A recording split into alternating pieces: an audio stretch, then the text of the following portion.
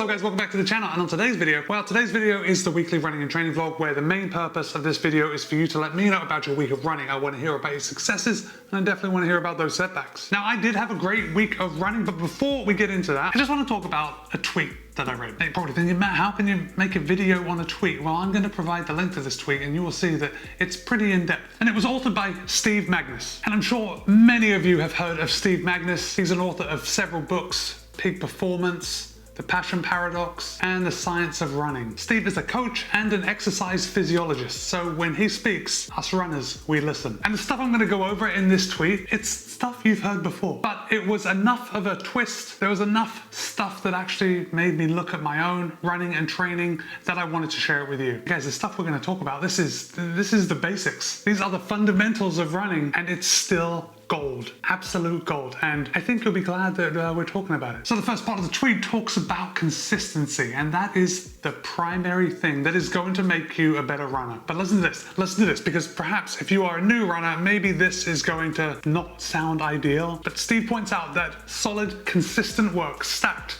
month over month, year over year, is what is going to lead to better performance. So being consistent with your training, it's not a panacea. Can't just wave a magic wand after running for a few months and think, yeah, this is as good as I'm gonna get. Consistency is not a quick fix. Month over month, year over year, and your performance will improve. Steve also points out something that I have said on this channel, not that I coined it, I certainly didn't coin it, but you know, that general idea that we run too hard on easy days. And Steve said something that actually spoke to me. And when he's talking about us running hard, he says that we need to create a stimulus that embarrasses the body. And I like that. I like that feeling of embarrassing the body. And he points out that it's not easy. When we're running hard, it's going to be like a 7 or 8 out of 10. But when he says we need to embarrass the body, he means not go easy on it. We're talking about taking things almost to the limit that we can hold on to. And these hard workouts, they're supposed to bring to light our weaknesses. When we focus on our weaknesses, what happens? They get stronger. Don't be scared to embarrass your body. Here's a fun sidebar. Why don't you write in the comments to let me know when your body has embarrassed you? I'm sure we have a couple of embarrassing running related stories out there. A lot probably related to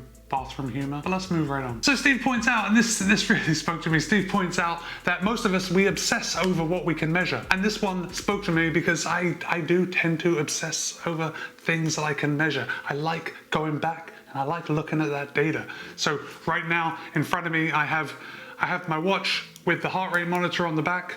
I have my chest heart rate monitor here so I can monitor it even more accurately. This watch measures power, but I also have the Stride foot pod, which also measures power. And most recently, I have come across this core body temperature sensor, which is pretty neat. It measures my internal body temperature sensor so I can track how my body reacts to certain training stimuli. Anyway, so in a nutshell, I do like tracking everything that goes with my running. I'm a data nerd, you know that. But Steve points out that, you know, we track too much and then we get sidetracked and we start training towards the things that we are tracking. And he's not saying that one is right and one is wrong. He's just saying to be intentional. So perhaps if our focus is spread out, we're not focusing on that one metric that can actually make us successful. You feel me? And I'm not here to tell you what metric is going to make you successful. Just pick one.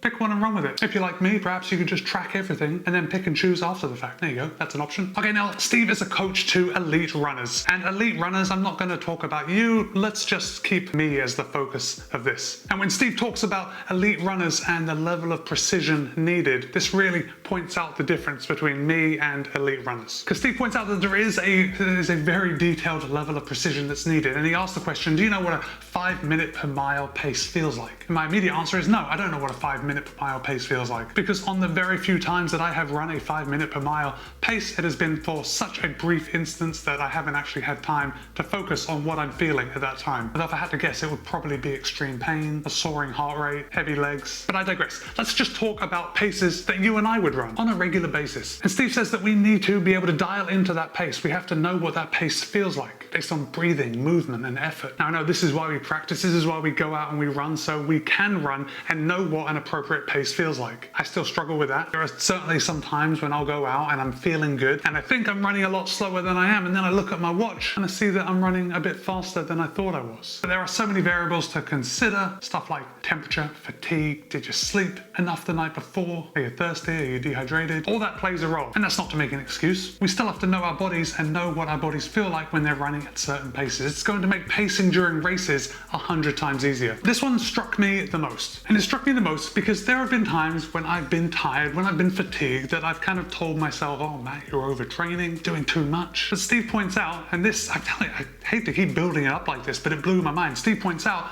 that most overtraining is under recovering. So it's not that you're going out and you're running too much, or you're cross-training, or you're doing weights and you're doing a lot of activities. It's what comes after that. It's giving your body time to rest, time to adapt to the stimulus that you're putting so much work into. Obviously, if you don't give your body enough time to rest, that's when the negative effects of overtraining come in. I don't know why that affected me so much. Well, actually, I do know. I know exactly why it affects me so much. Probably because I know deep down, actually not really that deep down, it's actually pretty on the surface. I know that I don't rest as much as I need to. And I know it's a choice, and I know it's something I can change, and yet I still choose not to.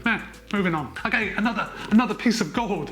Another piece of gold that Steve drops in this tweet is that there are no magical paces. There are no magical workouts. He points out that everything works. And then he points out that although everything works, everything also doesn't work. But take that for what it's worth. It's actually surprisingly helpful. It's about getting the right stress at the right time. And that's all coming down to what you are trying to improve. We all know that going out and running a tempo run is pretty effective at raising that lactate threshold. It's going to make us faster. It's going to make us more efficient. But if you have an easy run on the schedule, probably not the best time to switch that out with a tempo run. Okay, there are loads of more parts to this tweet, and I really want you to go and read through them all because I really think you'll enjoy it. Again, I'm going to place the link down below. And if you've been enjoying this video so far, I want you to go ahead and hit that subscribe button. Even if you think you may be subscribed, please just double check and hit that subscribe button if you're not. You know, according to my YouTube analytics, 87% of you watching this video are not subscribed. Only 13% of you are. So checking that you're subscribed is hugely appreciated. Let me leave you with this thought that is included in the tweet. But again, this is just pure gold, and I can't leave you without telling you. And it's just a couple of quotes from some very established runners. And this, I think, is what we all need to aspire to. Frank Shorter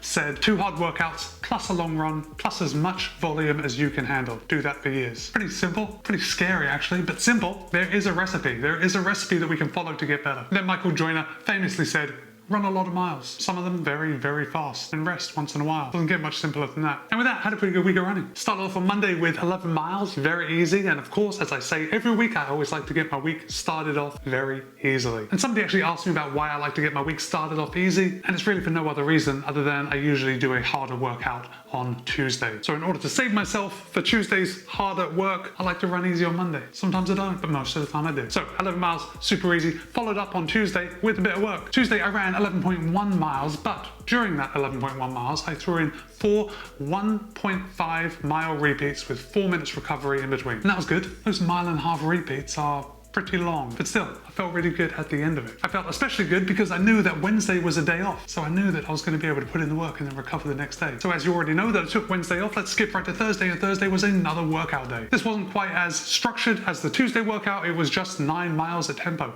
I warmed up for a mile, then set it and forget it, tempo pace for 9 miles, and then I cooled down for half a mile, and then I walked for a bit after. And 9 miles at tempo is, well, it's not easy. But again, felt pretty good coming off that workout. Felt like I had put in the work and I was doing myself a favor. And I always like when Thursday's workout is done because it means I've got a couple of days of easy running. So on Friday, I knocked out 8.1 miles. Very easy. Trying not to run fast, trying to keep that heart rate super low. Now on Saturday, I was dreading the long run a bit because I knew I had to get out there and I wanted to run for about 3 hours. And I did. Knocked out 20.3 miles. And although I usually don't run with headphones for this run, I did wear the Aftershok's Open Run Pros and I listened to a good audiobook. And that really helped that time just pass really quickly. And I've got to say, I actually had a lot of fun disassociating from the run itself and just falling into that book. Sometimes it's nice to do something else, especially on the longer runs. And then Sunday, final day of the week, I wrapped up the week with 10.4 miles, but I did run back and forth over a golf cart overpass near my house. So I got a little bit of elevation, like very little bit. I just wanted to practice again